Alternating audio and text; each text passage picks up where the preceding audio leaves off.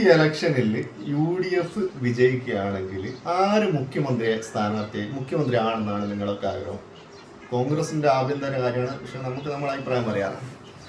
രണ്ട് പേരുകളാണ് പ്രധാനമായിട്ടും ഉയർന്നു നിൽക്കുന്നത്. ഒന്ന് രമേശ് ചെന്നിത്തല, രണ്ട് VD സതീശൻ.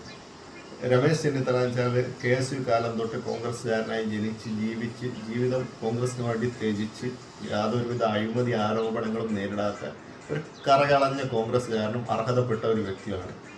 എല്ലാ മതവിഭാഗങ്ങളുമായിട്ടും രാഷ്ട്രീയ പാർട്ടികളുമായിട്ടൊക്കെ ജനങ്ങളുമായിട്ട് നല്ല ബന്ധം കീപ്പിക്കുന്ന ഒരു സൗമ്യനായിട്ടുള്ള കോൺഗ്രസ്സുകാരനാണ് രമേശ് ചെന്നിത്തല. അദ്ദേഹം പൂർണ്ണമായും അർഹനാണ്. പക്ഷേ എൻ്റെ അഭിപ്രായത്തിൽ മുഖ്യമന്ത്രിയായിട്ട് നെക്സ്റ്റ് വരേണ്ട ആളെന്ന് പറഞ്ഞാൽ VD സതീശനാണ്. പറവൂരിൽ നിന്ന് മത്സരിക്കുന്ന ഇപ്പോഴത്തെ പ്രതിപക്ഷ നേതാവ്. അദ്ദേഹത്തിൻ്റെ അഗ്രസീവ്നെസ്സും പക്ഷേ ഇതൊക്കെ കുറച്ച് നെഗറ്റീവ്സൊക്കെ പൊതുസമൂഹത്തിൽ പറയുന്നുണ്ടെങ്കിലും പക്ഷേ നല്ലൊരു വിഷനുള്ള നേതാവാണ് അയാൾ.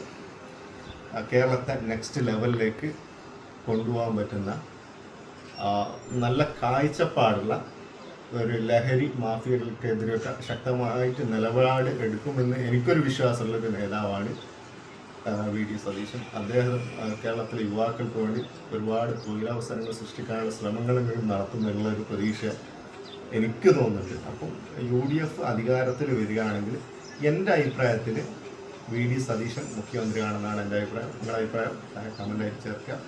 അപ്പോൾ കാണാം.